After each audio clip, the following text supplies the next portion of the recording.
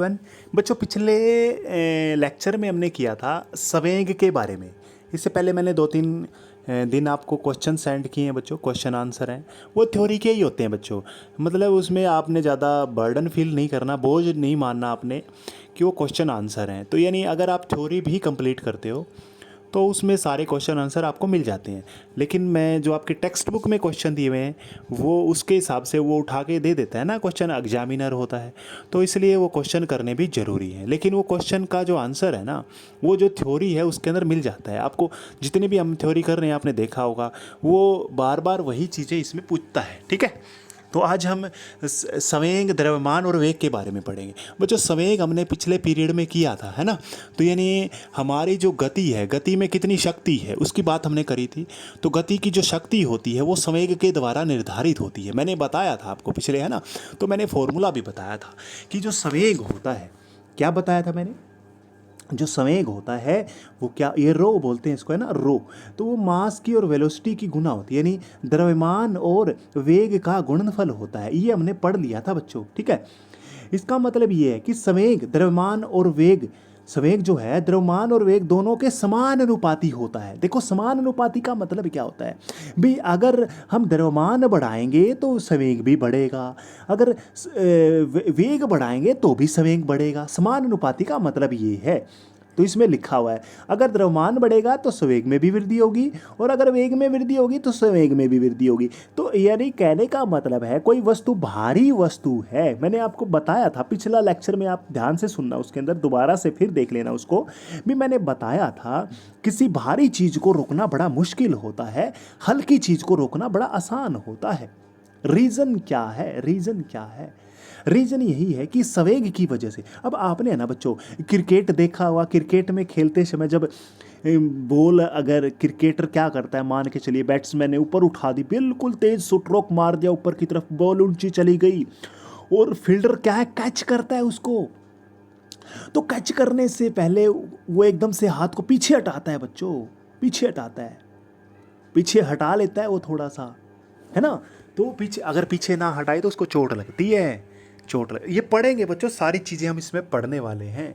ठीक है, तो यानी वो उसका समय, यानी हम मोमेंटम की ही बात कर रहे हैं, उसके मोमेंटम यानी उसके संवेग को कम करने की कोशिश कर रहा है, संवेग को, क्योंकि उसकी वी ज़्यादा है बच्चों, वी ज़्यादा है। ठीक है, यानी वेग ज़्यादा है उसका। चलो, इससे पता चलता है कि अगर हल्की वस्तु और भारी वस्तु दोनों एक वेग से गति कर रही है, यानी एक ही स्पीड से चल रही है। मान लीजिए कोई भारी वस्तु है, कोई हल्की वस्तु है, दोनों की स्पीड यानी दोनों का वेग, मान लीजिए दोनों का है वेग है 30 मीटर पर सेकंड, 30 मीटर पर सेकंड दोनों चल रही है, ये भी 30 मीटर सेकंड से, और भारी सारी वस्तु है ये भी। तो वेग, सवेग किसका ज़्यादा होगा, इस मोटी वाली का होगा, इस मोटी जो वस्तु है उसका होगा, भारी वस्तु का होगा। ठीक है, इसी प्रकार बच्चों, अगर कोई हल्की वस्तु है और बहुत अधिक वेग से चलती है, इसका संवेग अधिक होगा। इसी संवेग के कारण ही यह वस्तु किसी से टकराने पर उसको चोट पहुंचाती है। मतलब अगर बच्चों हल्की वस्तु हो, मान लो चौक है, चौक, छोटा सा चौक टुकड़ा है, अगर आपने धीरे से, मान लो आपके हाथ पे लग गया वो, लेकिन अगर आप तेज फेंक के उसको, तेज बिल्कुल स्पीडली अगर आप उसको किसी को मारोगे चौक को, तो उसको चोट लग सकती है। क्यों? क्योंकि वेग, यानी वेग ज़्यादा है बच्चों, और वेग ज़्यादा है तो वेग में ज़्यादा है तो मोमेंटम ज़्यादा होगा, उसमें शक्ति ज़्यादा है तो चोट लगेगी उसमें। ये मैंने पहले बता दिया है बच्चों। ठीक है, जैसे बंदूक की गोली इंसान की जान ले लेती है, हल्की होती है ना बंदूक की गोली तो, लेकिन जान ले लेती है क्योंकि उसकी वेग ज़्यादा होता है। अक्सर सड़क पर बहुत से हादसे वाहनों की तेज वेग के कारण होते हैं।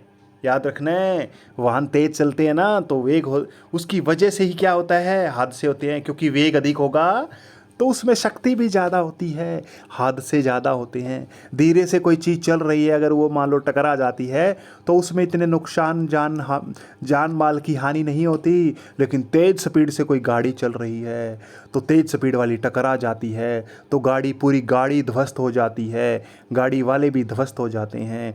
वो वेग में, रीजन क्या है बच्चों, रीजन क्या है, अगर वेग ज़्यादा है तो उसमें पावर ज़्यादा है, यानी संवेग ज़्यादा है। अगर संवेग ज़्यादा है तो नुकसान ज़्यादा होगा। ठीक है। अब छोटा सा टॉपिक करते हैं। देखिए, मतलब किसी वस्तु का संवेग, अगर वस्तु विराम अवस्था में है, मान के चलो गाड़ी खड़ी हुई है, बिल्कुल खड़ी है गाड़ी, आप खड़े हो सिर्फ, तो आपका संवेग क्या होगा? 0। क्यों? रीजन क्या है? क्योंकि आपके अंदर वी नहीं है बच्चों, आप चल नहीं रहे हो, वेग 0 है। तो मोमेंटम क्या होगा? मास गुणा में 0 आ जाएगा। याद रखना है, 0 होता है अगर कोई वस्तु चल ही नहीं रहे हो। वेरी वेरी इंपॉर्टेंट है। और एक बात याद रखना है, किसी वस्तु का मास तो कभी 0 नहीं हो सकता बच्चों। कहीं ये सोच लो कि मास 0 हो सकता है लेकिन वेग 0 हो सकता है किसी चीज़ का, इसलिए वेग 0 हो सकता है, तो मोमेंटम यानी पावर 0 हो सकती है। कोई वस्तु खड़ी है, उसका संवेग क्या होगा? 0 होगा। क्यों होगा? फॉर्मूला पढ़ो, मास गुणा में वेग, वेग 0 है, बिल्कुल आसान है। अच्छा, वेग का हम इसका यूनिट निकालना चाहते हैं, इकाई क्या है? देखो क्या फॉर्मूला है, मास mv। अब मुझे बताओ, वेग की क्या इकाई होती है? मीटर पर सेकेंड। यही होती है, 10 मीटर पर सेकेंड, 20 मीटर पर सेकेंड, किलोमीटर पर आवर भी हो सकती है, लेकिन हमने जो SI यूनिट है वो करनी है। मीटर पर सेकेंड तो होती है किसकी भाई? वेग की।